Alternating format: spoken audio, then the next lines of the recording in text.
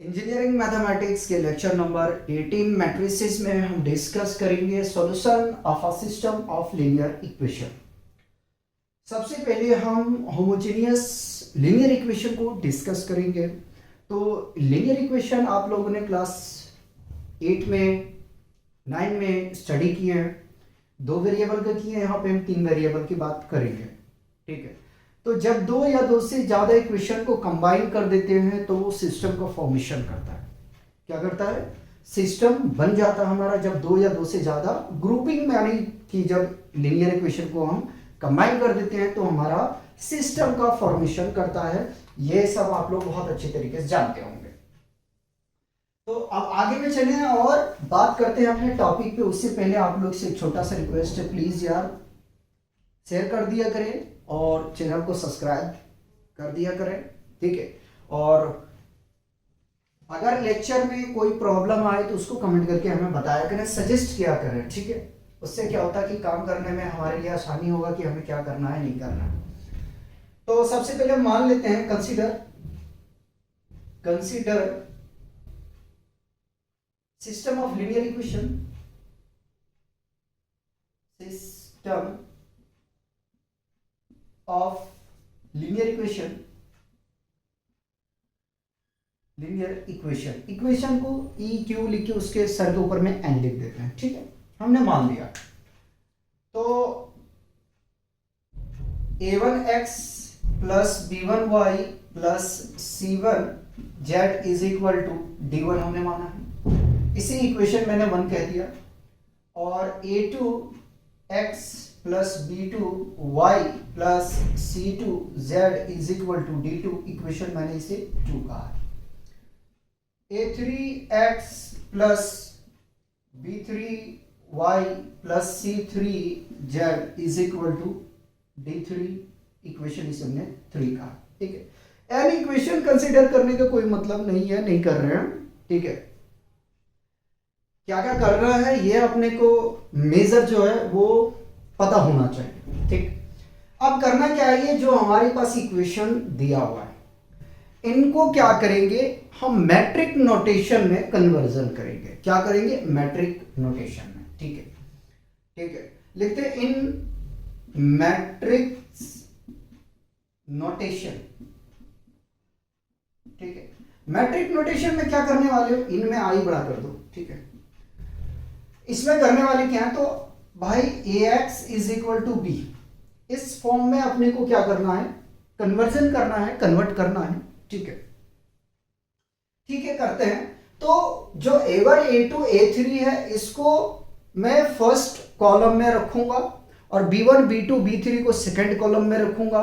c1 c2 c3 को मैं third column में शिफ्ट करूंगा। ठीक है, अभी सारा कुछ समझाएंगे, a क्या है, a क्या है, b क्या है, x क्या है, सब कुछ बताना है। सिर्फ हमने वर्किंग रूल को कॉपी करके रखा है। ठीक है, तो आराम आराम से उसी तरीके से हम समझेंगे जिस तरीके से हमने अदर टॉपिक को अच्छे तरीके से समझने की कोशिश की है। देखो मैं अपना तो 100% दे रहा हूं समझाने के लिए। ठीक है, समझाने का मैं अपना 100% कोशिश कर रहा हूं, आप कोशिश कीजिए समझने की। ठीक है, और हर एक टीचर यही करता, अपना 100% देता है। ठीक है, हो सकता है किसी को समझ में आए, किसी को ना समझ में आए, लेकिन आप कोशिश करेंगे तो आपको आ जाएगा। ठीक है, तो A1 यहां अगर बात करने जाए थोड़ा सा मैं और आप लोग को क्लियर करने की कोशिश करता हूं। अगर मैं यहां पे बात करूं A1 A2 A3 तो है क्या, ये कोफिशिएंट ऑफ x है। सॉरी, A1 A2 A3 क्या है, कोफिशिएंट ऑफ x है। B1 B2 B3 क्या है, कोफिशिएंट ऑफ y है। C1 C2 C3 क्या है, कोफिशिएंट ऑफ z है। और D1 D2 D3 क्या है, कांस्टेंट टर्म है। ठीक है, कुछ भी हो सकता, 2 1 3, ठीक है, कुछ भी हो सकता वो उस कांस्टेंट में। तो मैट्रिक्स में नोटेशन में कर रहा हूं, ध्यान दीजिएगा। A1 A2 A3 B1 B2 B3 C1 C2 C3। ठीक है, और x को हम क्या लिख सकते हैं, जो हमारे पास अननोन है। अननोन मीन्स व्हाट, जिसकी वैल्यू अपने को कैलकुलेशन करना है, फाइंड आउट करना है, उसकी हम बात कर रहे हैं। तो भाई साहब यहाँ पे x है, y है, z है, यानी कि 3 वेरिएबल का ये इक्वेशन है, लीनियर इक्वेशन है लेकिन 3 वेरिएबल का है। तो 3 वेरिएबल का है x y z हमने लिख दिया, ठीक है, इज इक्वल टू, अगर b देखने जाए तो b क्या है अपने पास में, d1 है और d2 है और ये d3 है, ठीक है। इनको मैंने क्या कर दिया है, मैट्रिक नोटेशन में रिप्रेजेंट कर चुके हैं। अच्छा एक बात और आप लोगों से कहना चाहूंगा, कहीं पे अगर स्पेलिंग वगैरह मिस्टेक हो तो उतना इग्नोर करके, क्षमा करके आप आगे बढ़ेंगे, मैं इतना उम्मीद कर सकता हूं, ठीक है। हो जाता है यार, जब थ्योरेटिकल ज्यादा होता है ना तो कहीं पे थोड़ा सा मिस्टेक हो जाता है, तो मैं उम्मीद करता हूं कि आप लोग माफ कर देंगे उस चीज को, ठीक है। तो यहाँ पे अगर देखें तो हमने कहा कि a1 a2 a3 coefficient of x, b1 b2 b3 coefficient of y, c1 c2 c3 coefficient of z, and d1 d2 d3 is a constant term. ये तो बात समझ में आ रहा है। अब यहां से लिखते हैं कि where a is coefficient of, f को सही से बना दूं, ठीक है, कोएफिशिएंट ऑफ मैट्रिक्स, ठीक है, मैट्रिक्स और x जो है भाई कैपिटल लिख रहा हूं, वो है हमारे पास में क्या, variable of matrix, variable of matrix और b क्या है, कांस्टेंट, नंबर ऑफ कांस्टेंट ले लें या कांस्टेंट ले लेता हूं, कांस्टेंट, ठीक है, of matrix, constant of matrix, ठीक। यहां तक बताओ मेरे हिसाब से कोई प्रॉब्लम है किसी तरह का, तो हम इसमें और कुछ बातें कर सकते हैं, ठीक है। अगर प्रॉब्लम नहीं है तो अब हमें आगे बढ़ने की इजाजत दिया जाए। यहां तक कोई किसी तरह का कोई भी प्रॉब्लम क्रिएट नहीं हुआ होगा, मैं ये उम्मीद कर सकता हूं, ठीक है।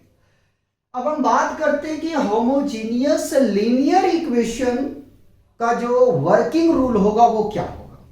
पहले समझ लो जरा सा, मैं हिंट्स करने की कोशिश करता हूं।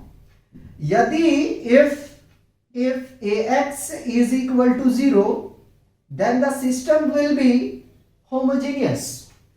यदि a into x is equal to 0 हो तो ऐसे सिस्टम को हम होमोजेनियस सिस्टम कहते हैं।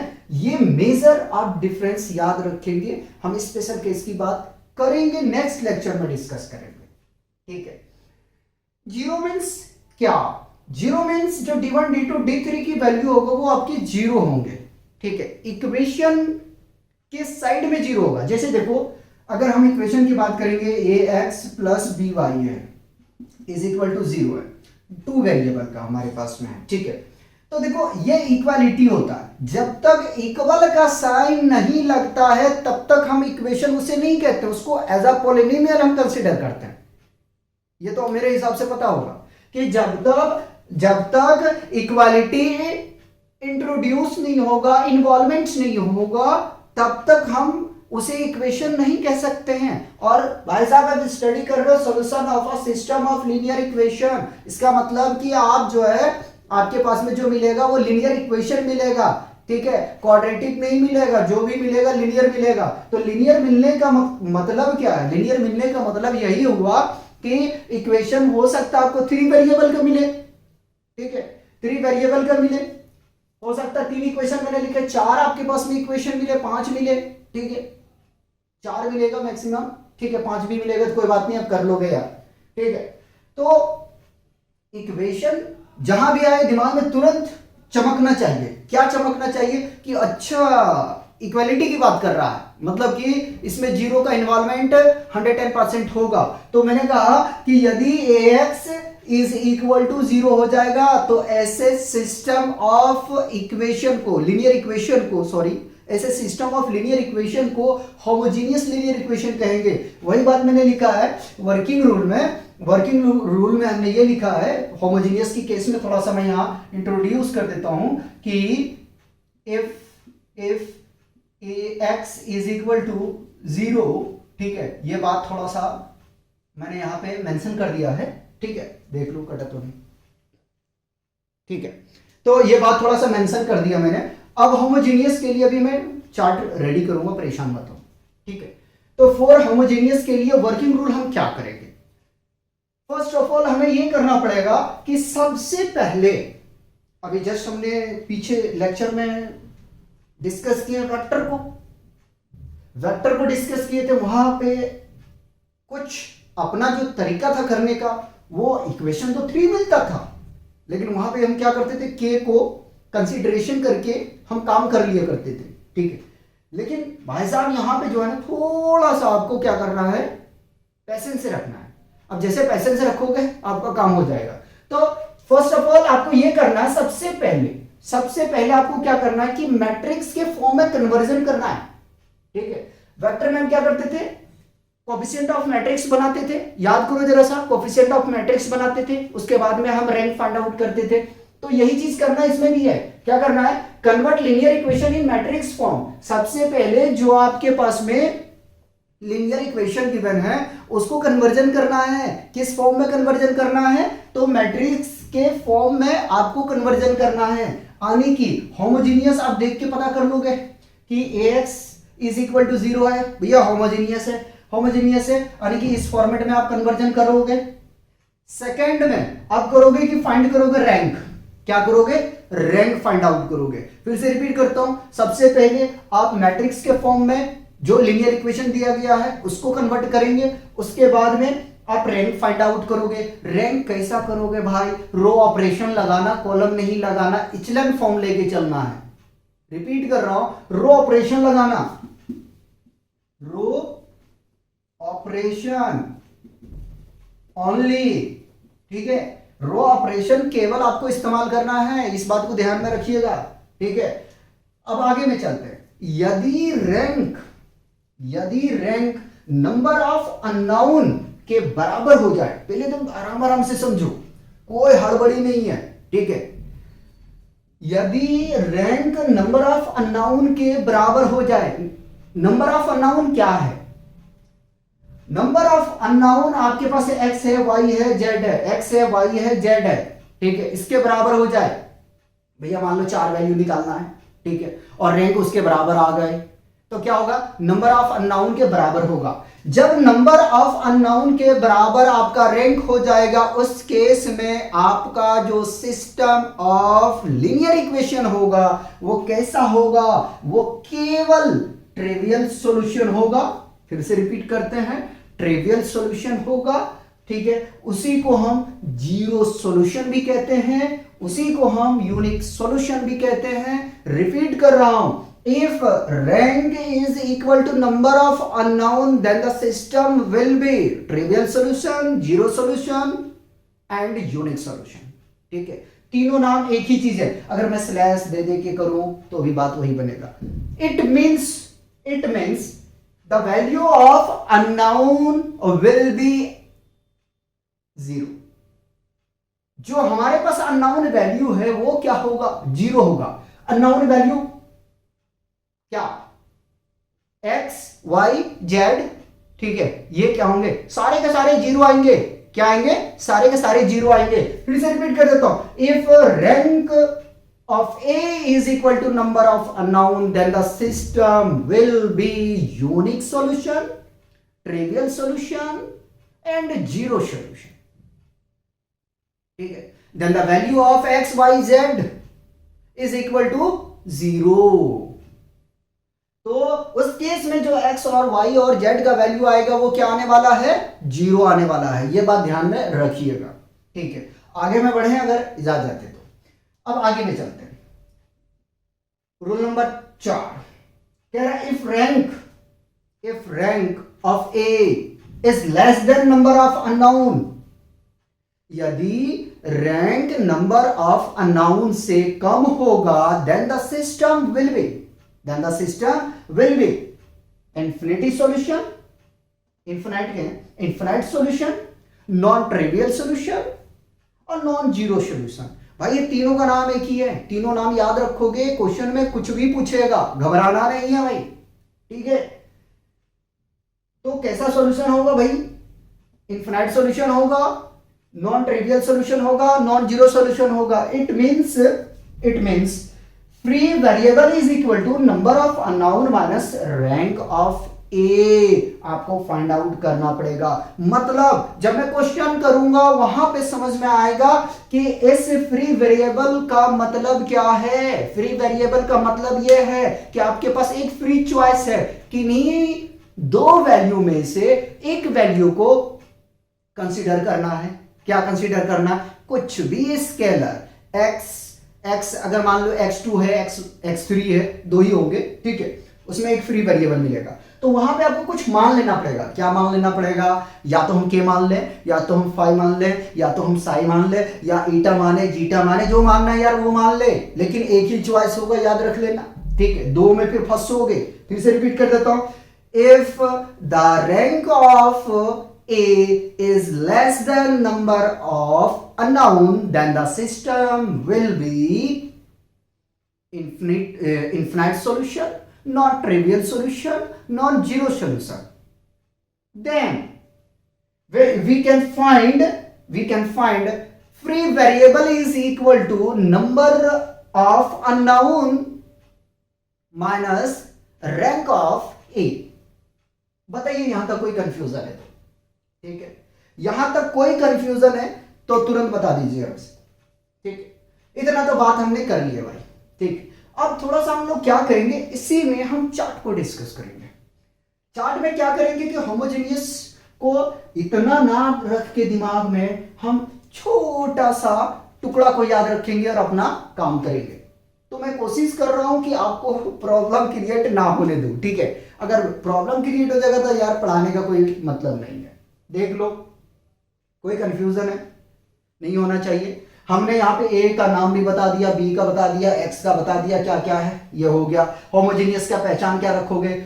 यदि ए एक्स इज इक्वल टू 0 हो तो ऐसे गिवन लीनियर इक्वेशन को या सिस्टम लीनियर इक्वेशन को होमोजेनियस लीनियर इक्वेशन कहते हैं। और आज हम लोग का अपना खास जो है वो होमोजेनियस के ऊपर में बात करना है, तो होमोजेनियस की ही बात करें। आगे पीछे की बात करने में मजा नहीं आएगा।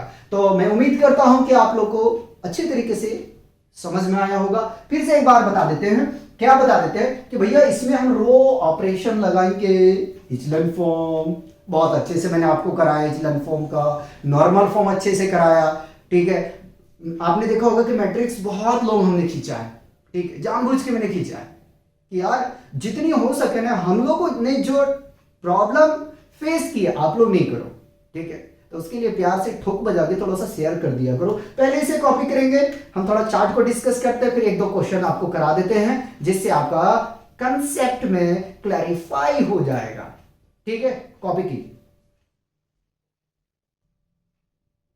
चलिए तो थोड़ा सा रिवीजन करते हैं। A system of homogeneous linear equation का पहचान रहेगा ए एक्स इज इक्वल टू 0, ठीक है, ए एक्स इक्वल टू 0। तो हमेशा जो सॉल्यूशन होगा वो कैसा सॉल्यूशन होगा? सबसे पहले आप क्या करेंगे, रैंक को फाइंड आउट करेंगे। यदि रैंक आपका जो है नंबर ऑफ अननोन के बराबर हो जाएगा तो आपका सॉल्यूशन होगा यूनिक होगा, ट्रिवियल होगा और जीरो सॉल्यूशन होगा। कुछ थोड़ा जल्दी बोल गए हमने। यदि सिस्टम आपका होमोजेनियस लीनियर इक्वेशन है तो उसका पहचान आप याद रखोगे, ए एक्स इक्वल टू 0 होना चाहिए, ठीक है। हमेशा सॉल्यूशन होगा, क्या सॉल्यूशन होगा? पहले तो रैंक निकालोगे, रैंक से ही हम पता कर पाएंगे कि कैसा आ रहा है सॉल्यूशन उसका, ठीक है, ठीक है। तो रैंक, अगर रैंक आपका नंबर ऑफ अननोन 0 के बराबर हो जाएगा तो आपका यूनिक सॉल्यूशन होगा, ट्रिवियल सॉल्यूशन होगा, नॉन जीरो सॉल्यूशन होगा, ठीक है। और यदि आपका रैंक अननोन यानी नंबर ऑफ अननोन से कम होगा, ठीक है, रैंक जो है नंबर ऑफ अननोन से कम होगा तो उस केस में इन्फिनाइट नंबर ऑफ सॉल्यूशन होगा, इन्फिनाइट नंबर ऑफ सॉल्यूशन होगा, नॉन ट्रिवियल सॉल्यूशन होगा और नॉन जीरो सॉल्यूशन होगा। तो ये छोटा सा है जो आपको माइंड में रखना है, माइंड में, ठीक है। और इतने ही से आपको काम करना है। हम आपको कराते हैं क्वेश्चन, ठीक है। पहले इसको क्या करेंगे, प्यार से अच्छे से कॉपी करेंगे, ठीक है। चलें शुरू करें, शुरू करते हैं। तो पहले तो हम आपको चेक कराते हैं। अच्छा, एक बात और मैंने लिखना भूल गया, कंसिस्टेंसी का मतलब होता है एग्जिस्ट करना, ठीक है। नॉन कंसिस्टेंसी अगर सिस्टम में है तो वो नॉन होमोजीनियस में हम बात करेंगे, ठीक है। कंसिस्टेंसी का मतलब होगा कि उस सिस्टम को क्या कर रहा है, फॉलो कर रहा है, ऑबे कर रहा है, ठीक है। तो ये थोड़ा सा माइंड में मेरा स्किप हो गया था, कोई बात नहीं, जब क्वेश्चन कराएंगे तो हम करवा ही देंगे। मिटा दिया जाए इसको, मिटा दिया जाए। ऐसे आप लोग यार समझदार हो, अच्छी इंजीनियर हो, ठीक है, अच्छे इंजीनियर बनने वाले हो, थोड़ा सा समझदारी से काम करो और चैनल को जरूर सब्सक्राइब करो। जरूर सब्सक्राइब करो, ठीक है, तुम्हारा चैनल है भाई। चलिए, पहला क्वेश्चन है हमारे पास में, टेस्ट या चेक के नाम से जो लिखना चाहें वो लिख सकते हैं, तो मैं चेक के नाम से दूंगा, check the consistency, the consistency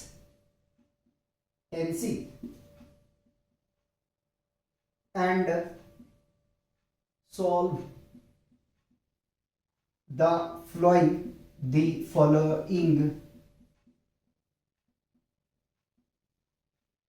system of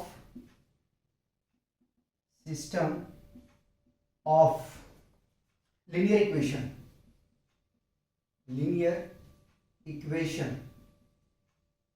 ठीक है। आपके पास में लीनियर इक्वेशन है 2x minus y plus 3z is equal to 0। पहले मैं इसी तरीके से लिख देता हूं। सेकंड है आपके पास में minus x plus 2y plus z is equal to 0। और थर्ड है भाई साहब आपके पास 3x plus y minus 4z is equal to 0।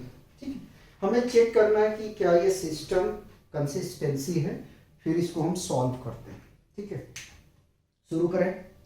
तो पहले तो हमने सॉल्यूशन लिखा और यहां से ब्लू लेके चल रहे हैं। तो 2x minus y plus 3z is equal to 0, equation number 1। Minus x plus 2y और plus z is equal to 0, equation number 2। 3x plus y minus 4z is equal to 0, equation number 3। ठीक है, ऐसा हमने क्यों किया? ताकि जो mistake का यानी कि जो एरर आने की चांसेस होगा उसको हम रिड्यूस कर सकते हैं। तो पहले क्या करना है, इन मैट्रिक्स फॉर्म, तो लिखता हूं इन मैट्रिक्स नोटेशन। ठीक है, मैट्रिक नोटेशन में लिखने के लिए जा रहे हैं। तो मैट्रिक नोटेशन में हम क्या लिख सकते हैं भाई, हमें पता है कि ax इज इक्वल टू 0, यानी कि 0 क्या होता है, हमारा नल मैट्रिक्स होता है, ये भी बताना भूल गया था। ठीक है, 0 मैट्रिक्स होगा जिसमें 0 0 0 0 0 0 0। ठीक है, ऐसे चलेगा। तो पहले तो भाई मैं ए मैट्रिक्स बना रहा हूं, ध्यान देना। ठीक है, ए लिख रहा हूं, अब ध्यान दे लेना। तो ए आ जाएगा हमारे पास में 2 माइनस 1 3 माइनस 1 2 1 3 1 4 माइनस 4। ठीक है, x क्या बनेगा भाई, इसको हटा देता हूं यहां से। x क्या बनेगा यहां से, x वेरिएबल देखो x y z है, तो y और z बनेगा ये। ठीक है, is equal to 0, null matrix बनाओगे तो 0 0 0। ठीक है, हमने क्या किया, ये इक्वेशन 4 है, इसको हमने फॉलो किया। ठीक है, इस इक्वेशन के बेसिस पे हमने इसको मैट्रिक नोटेशन में कन्वर्जन कर चुके हैं। ठीक है, नाउ अब करना क्या है, इसको यहीं छोड़ना है यार, बात सुनो, इसको जो है यहीं छोड़ना है और जो ए मैट्रिक्स है उसको लेके चलते हैं। तो मैं ए मैट्रिक्स से 2 माइनस 1 3 माइनस 1 2 1 3 1 माइनस 4 इसको लेके चला। ठीक, यहां तक कोई परेशानी नहीं होना चाहिए। आगे में चलते हैं। अब क्या करें, देखो जरा से देखो, अगर मैं रो 2 को एक्सचेंज कर दूं रो 1 में, तो क्या हो जाएगा, ये A11 एलिमेंट को यूनिटी हम बना देते हैं।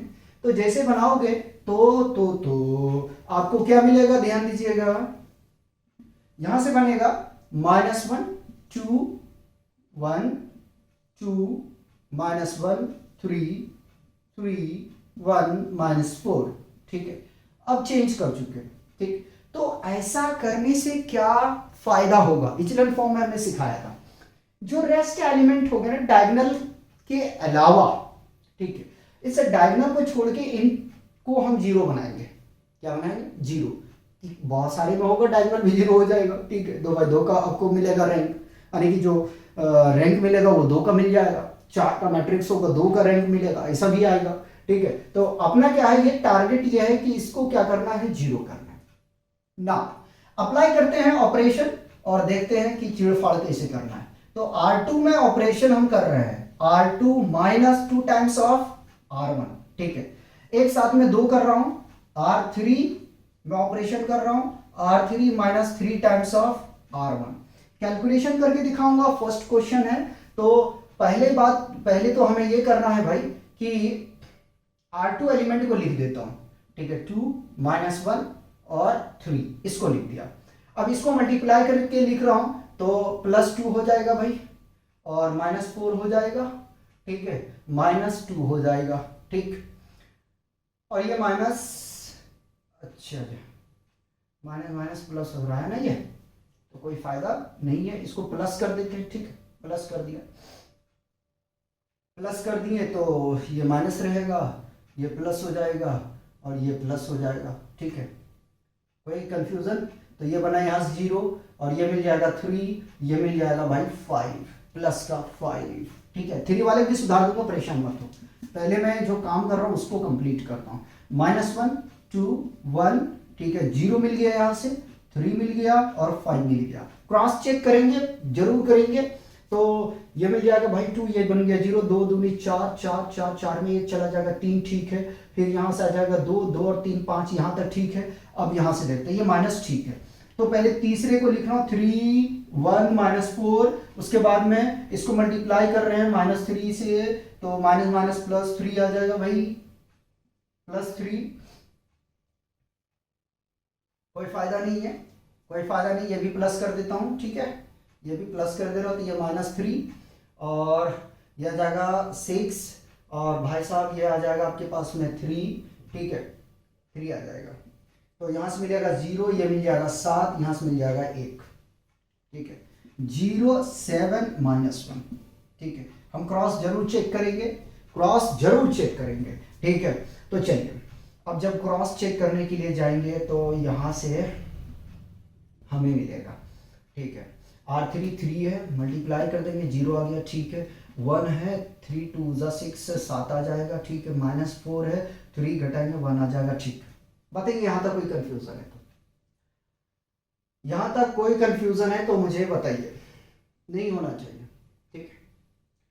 अब ऐसा करते हैं कि किसी तरीके से हम 7 को 0 अगर कर दें तो थोड़ा सा अपना काम बन जाएगा, ठीक है। क्या करें, क्या करें?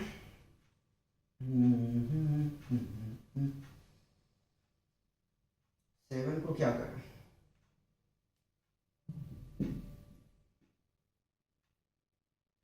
तो 7 के लिए ये करें कि R2 में ऑपरेशन किए ना, ये आगे यहाँ से, ठीक। R3 में अगेन ऑपरेशन कर रहे हैं, एक बार और ऑपरेशन कर देते हैं, या तो छोड़ सकते हो। तो यहाँ से आपके पास में 2 अननोन मिल जाएगा, ठीक है, 2 अननोन मिल जाएगा। अगर करना है तो कर सकते, नहीं करना तो कोई बात नहीं है। तो 7 को कोशिश कर रहे हैं, अगर नहीं कर रहे तो यहीं छोड़ देते हैं, ठीक है, यहीं छोड़ देते हैं। यहाँ तक आ चुका है, ठीक है, ज़्यादा सरदर्दी करने की जरूरत नहीं, यहीं छोड़ देते हैं। आगे में हमें प्रॉब्लम क्रिएट करेगा इसको 0 करने में, ठीक। अब करते हैं क्या, कंपैरिजन करते हैं, ठीक। ये हमारे पास में जो मैं आ चुका है, इसको हम कंपेयर कर रहे हैं, ठीक। तो इसी में मैं लिख दूं x1, चलिए यहीं से कंपेयर कर रहा हूं, ठीक है। तो ये बन जाएगा भाई x1 -x1 प्लस 2y, और यह आ जाएगा z plus z is equal to 0, ठीक है। यहाँ से मिल जाएगा हमें 3y plus 5z is equal to 0, और ये मिल जाएगा हमारे पास में 7y और minus z is equal to 0। Equation हमने मान चुका है उसको 1 2 3 4, इसको 5 मान लेता हूँ, 5 6 7, ठीक है। इक्वेशन मानने में कोई प्रॉब्लम नहीं है, ठीक। अब देखो इन दोनों इक्वेशन को या तो हम सॉल्व कर लें, ठीक है, क्रॉस मल्टीप्लीकेशन मेथड से, क्रॉस या तो एलिमिनेशन करते हैं। तो इक्वेशन इन दोनों को लेके चलते हैं, देखते हैं क्या आता है अपना, ठीक है।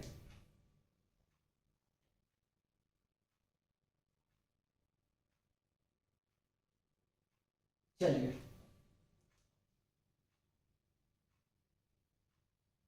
आगे में चलते हैं। तो solving solving solving INGN equation 6 and 7, 6 and 7, ठीक है, इसको सॉल्व कर रहे हैं। तो 3y + 5z is equal to 0 और 7y - z is equal to 0, ये रहा 6 और ये रहा 7। तो इसको मल्टीप्लाई हम कर देते हैं 1 से और इसको मल्टीप्लाई कर देते हैं भाई 5 से। z को हम एलिमिनेट कर रहे हैं, हटा रहे हैं, ठीक है, z को हटा रहे हैं। कंफ्यूजन नहीं होना, जहां रैंक पॉसिबल होगा जिसके हिसाब से उसके हिसाब से काम करना, निकल जाएगा, घबराने की जरूरत नहीं है, ठीक है, घबराने की जरूरत नहीं है। जब प्रोडक्ट करेंगे तो ये मिल जाएगा 3y + 5z, ठीक है, इज इक्वल टू 0 और दूसरा आ जाएगा 7 × 5 = 35y और यहां से आ जाएगा +5z is equal to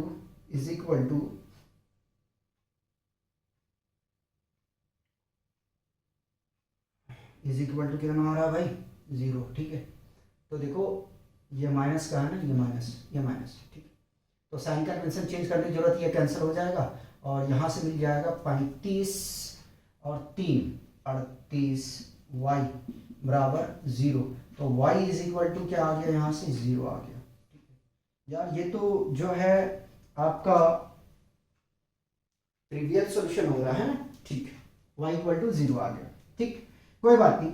y की वैल्यू हम इक्वेशन नंबर किस में रख देते हैं, इक्वेशन रख देते हैं जिसमें दिल कर उसमें रख दो। पुट इन 6 में पुट कर रहे हैं, ठीक है, इन इक्वेशन 6 6 में पुट कर रहे हैं। तो यहां से आ जाएगा 3y + 5 × z, 3 × 0 + 5z is equal to 0। तो ये मिल जाएगा 0 + 5z इज इक्वल टू 0। तो 5z is equal to 0, z is equal to कितना आ जाएगा भैया, 0, ठीक है। अब x y z आ गया, तीनों को हम किस में रख देते हैं, इक्वेशन नंबर 5 में, ठीक है। y z का putting the value of y and z in equation 5, equation में 5 में रखेंगे यारो कर दो कुछ भी, -x, ठीक है, 1 लगाने की जरूरत नहीं है, +2 × 0 + 0 इज इक्वल टू 0। तो -x + 0 + 0 इज इक्वल टू 0। तो -x इज इक्वल टू क्या आ गया, 0, यानी कि x is equal to finally क्या आ गया, 0, ठीक है। अच्छा, मेन चीज आपको मैंने बताया नहीं है, वो उसके लिए जगह है, शुक्र है, ठीक है। Therefore rank of A is equal to 3, ठीक है, रैंक इज इक्वल टू कितना आ गया, 3 आ गया, ठीक है। Therefore rank of A is equal to number of unknown, ठीक है। और आपको पता है कि रैंक नंबर ऑफ अननोन के बराबर हो जाएगा तो कैसा सॉल्यूशन होगा, नॉन ट्रिवियल सॉल्यूशन होगा। तो आप यहां से देख सकते हैं, ठीक है, यहीं से लिख देता हूं, hence the given system of linear equation will be unique solution,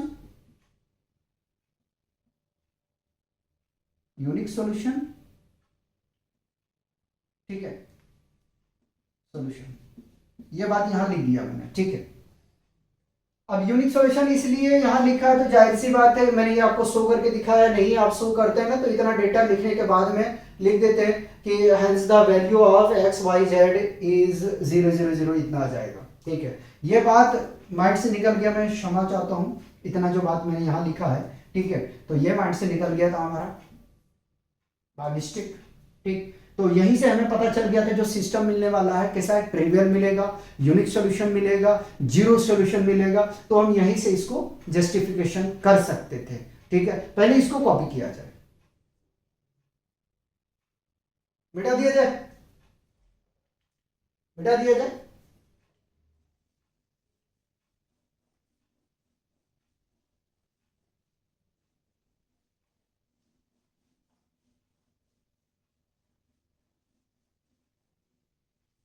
यार कभी कभी ऐसा होता है ना कि वैल्यू घुमा देता है, ठीक है, सोचते सोचते और उसमें टाइम निकल जाता है, ज़्यादा देर सोच भी नहीं सकते लेक्चर में।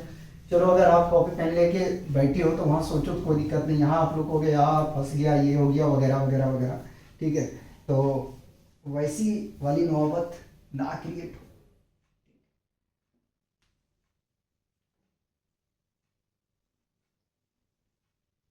चलिए नेक्स्ट क्वेश्चन लेते हैं हम।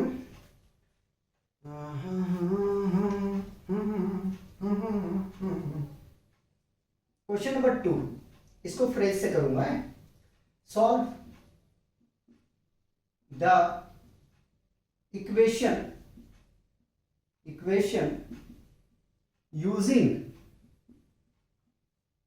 Matrix method. ठीक है, हमारे पास में है x1 plus 3 times of x2 plus 2x3 is equal to 0, equation number 1। दूसरा आपके पास में 2x1 minus x2 plus 3x3 is equal to 0। पहले लिख लेता हूँ 3x1 minus 5x2 plus 4 times of x3, x1 plus 17 times of x2 plus 4 times of x3। चलो भैया, अच्छा वो कंसिस्टेंसी था, ठीक है, लिख लेना भाई, समझदार हो आप लोग। आगे, ठीक, ये आपके पास दिया गया।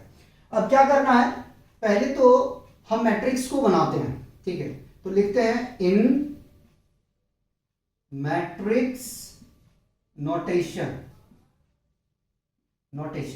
मैट्रिक नोटेशन में लिखने जाएंगे भाई तो मिल जाएगा 1 2 3 1 3 -1 -5 17 2 3 4 4। देख के डरना नहीं है, देख के डरना नहीं है। मैट्रिक नोटेशन में लिख देता हूं ax इज इक्वल टू 0। ठीक है, करेक्शन करते चलूंगा मैं, और यहां से आ जाएगा आपके पास x1 x2 x3 x4 is equal to 0 0 0 0। ठीक है, रो है 4, कॉलम है 3, रो है 4, कॉलम है 3, रो है 4, कॉलम है 3।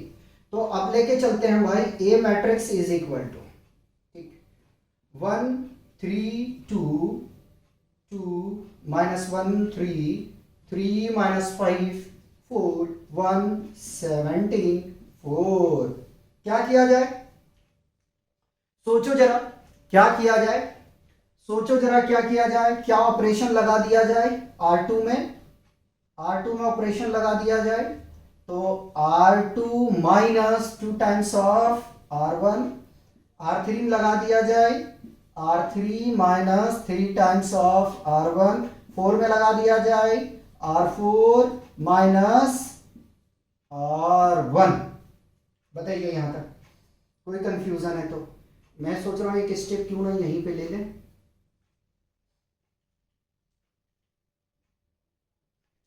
छोड़ो यार, रिक्स नहीं खेल रहा है, कट जाएगा।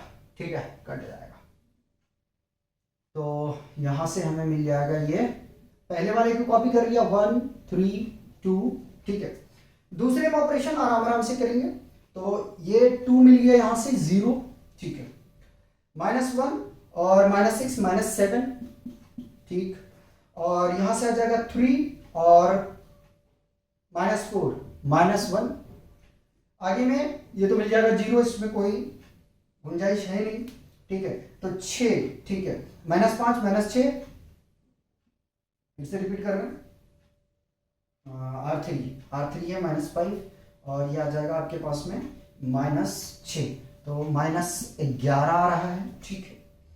उसके बाद में आगे में देखें तो R3 में, ठीक है, तो ये आ जाएगा आपके पास में, अच्छा, सॉरी, -5 और 3 3 9, 9 5 14, ये आ जाएगा 14, ठीक है।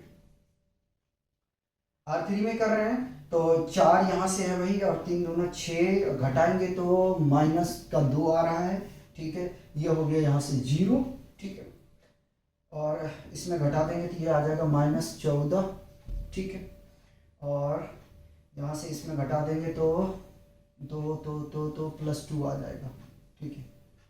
चेक करेंगे, क्रॉस चेक करेंगे, ठीक है, क्रॉस चेक करेंगे, -2, ठीक है, 4 है, तो यहाँ तक तो ठीक है, कोई प्रॉब्लम नहीं है, ठीक। अब क्या करें, अब ऐसा करें कि अगर हम माइनस करते हैं ये, ठीक है, जरा सा 1 मिनट रुकिएगा, मुझे R3 में ऑपरेशन, ये +4 है, ठीक है, -2 +4 +2, ठीक आ रहा है, ठीक है। इसमें जरा सा चेक कर लेते हैं R3 वाले में, तो -6 4 चला जाएगा, हाँ -2 ठीक आ रहा है, और यहाँ +14 है, सॉरी +14, ठीक। R3 में ऑपरेशन कर रहे हैं, ठीक, R3 में ऑपरेशन कर रहे हैं, तो R3 नहीं करेंगे भाई, R3 में क्या आ जाएगा, यहाँ से इसको जोड़ देंगे तो मिल जाएगा यहाँ से हमें, सॉरी यार थोड़ा सा जो है ना मिस्टेक हो रहा, उसके लिए क्षमा चाहते हैं, 0 -14, चलो R3 में आपका ऑपरेशन कर ही देता हूँ, रहने दे, नीचे कर देंगे, दिखाना है ना मुझे, दिखाना है, ये 0 0 0, ठीक है। अब अगर नहीं करना चाहते हैं रिपीट इसको, तो कोई बात नहीं, देखो करना क्या, R3 में ऑपरेशन कर रहे हैं, R3, ठीक है, अगर माइनस हम करते हैं 2 से R2 को मल्टीप्लाई, चलो चेक करो, 7 दूनी 14 +14 -14 0, ठीक है, ये आ जाएगा, ठीक, तो यहां से हमें मिल जाएगा 1 3 0, ओह 0 नहीं, 2 0 -7 -1 0 0 0 0 0 0, ठीक है, ये आ गया भाई साहब, आपका काम यहीं तक करना है, ठीक, ये आ गया A, ये आ गया A, ये आ गया A, ठीक है। लिखते हैं कि rank of A is equal to कितना है, रैंक कैसे पता करते हैं, नंबर ऑफ अननोन 1 2, तो 2 आ जाएगा, ठीक है। अब चेक करो कि रैंक और अननोन क्या आपस में दोनों बराबर है या नहीं है, ठीक है, तो यहां से लिख सकते हैं therefore rank of A less than number of unknown then the system has, ठीक है, नॉन ट्रिवियल सॉल्यूशन या इंफिनिटी सॉल्यूशन, ठीक है, तो मैं एक ही लिखा, अब नॉन ट्रिवियल होगा तो अब क्या करना है कि पहले इक्वेशन बनाओ, इक्वेशन बनाएंगे तो यह आ जाएगा x1 + 3x2 + 2x3 = 0। इक्वेशन कितना मान चुके हैं, 1 2 3 4, इसको 5 कह देते हैं, ठीक है, और दूसरा आ जाएगा -7x2 - x3 = 0, ये हो गया भैया 6, ठीक है। जब आपको बताया था नॉन ट्रिवियल हो तो आप एक काम करना पड़ेगा, आपको फ्री वेरिएबल निकालना है, तो फ्री वेरिएबल यही कैलकुलेशन कर दूं क्या, उधर मैं वैल्यू निकालने कर लूंगा। Free variable is equal to rank minus number of unknown. ठीक, रैंक कितना है 2, ठीक, और अननोन आप उल्टा लिख गए, ठीक है, इसलिए माइनस आ रहा है। Number of unknown minus rank of A, तो 3 4 है ना, 3 माइनस 2 बराबर 1 आपको फ्री वेरिएबल मिल रहा है। इसका मतलब क्या हुआ कि आप इक्वेशन 5 में छेड़छाड़ नहीं कर पाओगे, जो भी करोगे तो 6 से करोगे। पहले मान लेते हैं लेट, उससे पहले एक बात और करते हैं, थोड़ा अच्छा लगेगा। From equation 6 let x2 is equal to k। हमने मान लिया क्या x2 k है, ठीक है। अब इक्वेशन 6 में हम इस्तेमाल करते हैं तो -7k minus x3 is equal to 0। तो -x3 is equal to minus तो +7 हो जाएगा भाई, +7k, तो x3 इज इक्वल टू कितना आ जाएगा -7k। यहां से x3 की वैल्यू आ गया, बताओ जरा सा, x3 का वैल्यू आ गया ना, ठीक है। ये माइनस है, थोड़ा डार्क कर देता हूं, ये माइनस है, ठीक। अब इसकी देखो x2 और x3 का वैल्यू आ गया, तो हम क्या x1 नहीं निकाल सकते? बिल्कुल निकाल सकते हैं। तो यहां से लिखते हैं putting the value of x2 and x3 in equation 5 में, ठीक, 5 में रख रहे हैं। x1 प्लस 3 k आएगा ना, x2 को k माने, ठीक, और माइनस प्लस ले लेते पहले 2 into -7k is equal to 0। तो यहां से x1 और प्लस 3k माइनस 14k बराबर 0। तो x1, ठीक है, इसको घटा देंगे तो -11k इज इक्वल टू 0 आ जाएगा। जरा चेक करने दो, अभी तक तो कुछ नहीं कटा है, इधर आओ। तो x1 इज इक्वल टू कितना आ जाएगा, माइनस है, इसको राइट पे लेके जाएंगे तो +11k, ठीक है। नॉन ट्रिवियल है, मतलब कि भाई साहब इन्फिनिटी सॉल्यूशन होगा। k की वैल्यू बदलते जाओ, इन्फिनिटी सॉल्यूशन होगा। k का वैल्यू बदलते जाओ, 0 से शुरुआत कर लो भैया, जितना आपका दम है उतना करो, ठीक है। Hence the required value of x1 is equal to 11k, x2 is equal to k and x3 is equal to -7k। यह हो गया आपका कंप्लीट सॉल्यूशन। माफी चाहूंगा कहीं पे बोलने में जो थोड़ा सा मिस्टेक हुआ, उसके लिए हम क्षमा चाहते हैं, और आप लोग करेंगे क्षमा, क्योंकि आप लोग बहुत बड़े दिल के हैं, ठीक है, दिल वाले हैं और देश वाले हैं, ठीक है, भविष्य वाले हैं। तो मिलते हैं नेक्स्ट लेक्चर में, तब तक आप लोग एंजॉय कीजिए और पढ़ते रहिए।